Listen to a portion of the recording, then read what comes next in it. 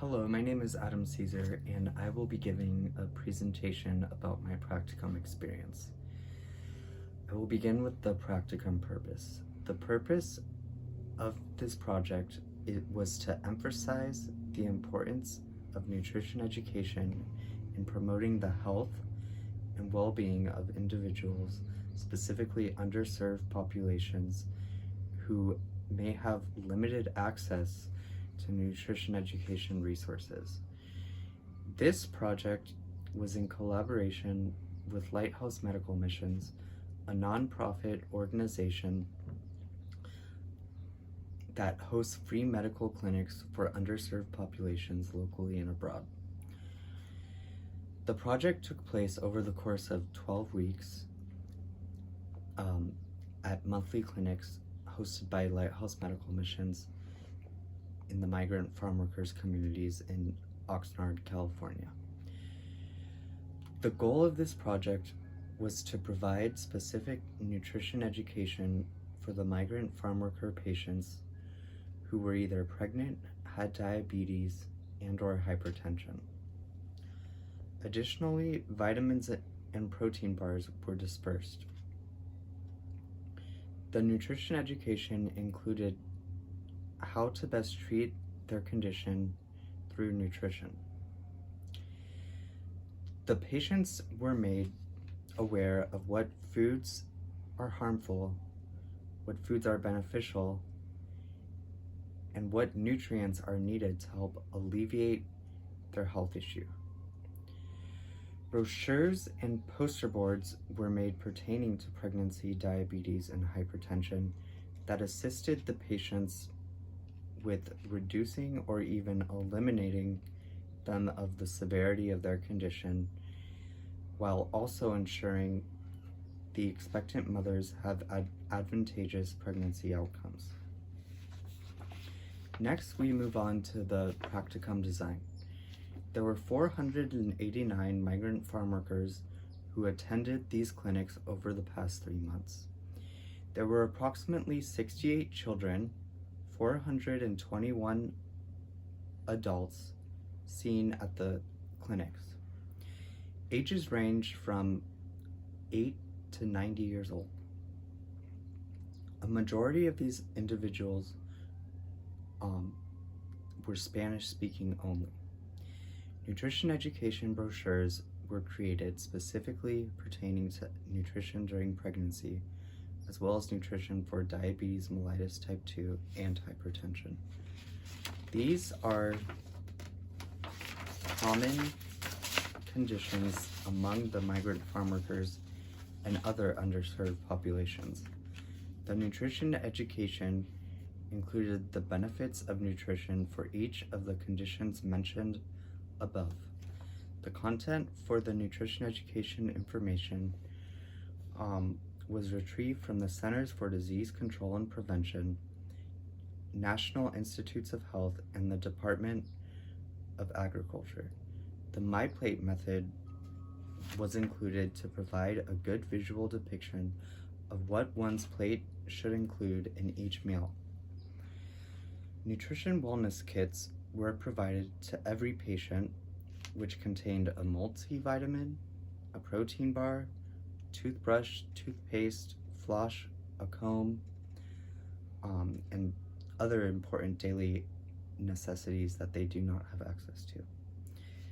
3 poster boards were developed, one on nutrition during pregnancy, one on nutrition for diabetes mellitus type 2, and one on nutrition for hypertension.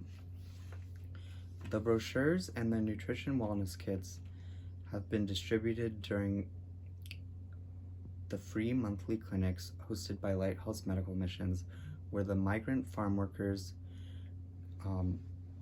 communities or within the migrant farm workers communities in Oxnard, California. Recruitment for these clinics took place via word of the mouth and via flyers written in Spanish, inviting those interested in coming to the free clinics.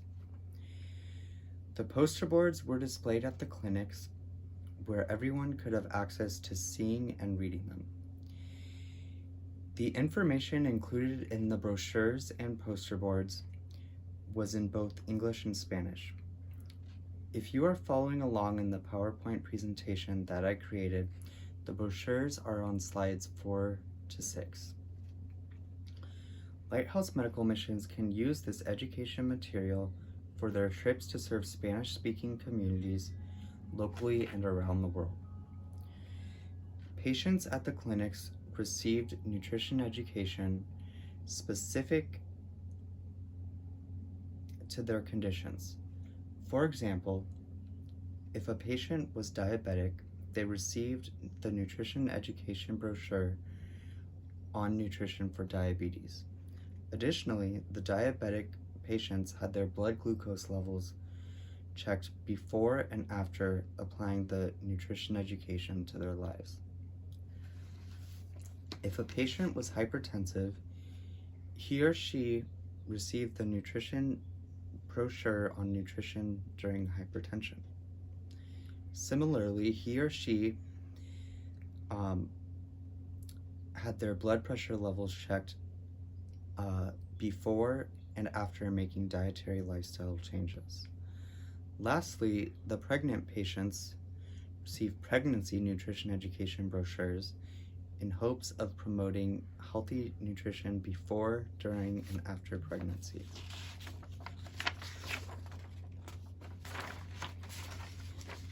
Next, we move on to nutrition or practicum accomplishments and results. Nutrition education had a positive effect on the health and well-being of the participants who attended the clinics. There were improvements in blood sugar levels and blood pressure levels, as well as improvement in overall health after receiving the nutrition education provided. This was evidenced by measurements of blood pressure and blood glucose levels taken before and after the nutrition education.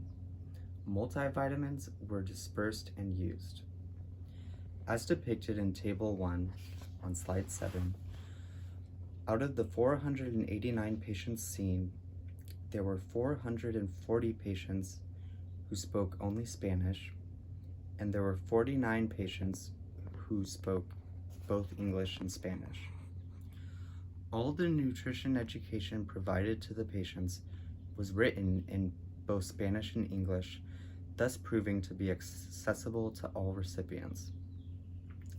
At these clinics, a total of 35 brochures on nutrition during pregnancy were distributed. In addition, a total of 103 brochures on nutrition for diabetes mellitus type 2 were distributed. Lastly, a total of 97 brochures on nutrition for hypertension were distributed. This data is displayed on slide 8 of the PowerPoint. Additionally, nutrition wellness kits containing multivitamins were given to 100 adults. Nutrition wellness kits specific to pregnancy containing a prenatal vitamin were given to 40 women. Of these 140 people, none had already been taking a multivitamin. Thus, these individuals were provided with essential daily nutrients. Everyone was provided with at least a 3-month supply of vitamins. Figure 2 displays the number of multivitamins dispersed within the community. This data is displayed on slide 9 of the PowerPoint. A few of the patients who were seen at the clinic in January 2022 returned to the clinic in February 2022. Of the 16 patients who returned, 12 of them reported that they had made healthy dietary changes after receiving nutrition education. In addition, 7 of the 12 patients had improvements in their blood glucose levels compared to a month prior, while 5 of the 12 patients had improvements in their blood pressure levels compared to a month prior. This data is displayed on slides 10 and 11 of the PowerPoint. Lastly, we will go over the lessons learned during the experience.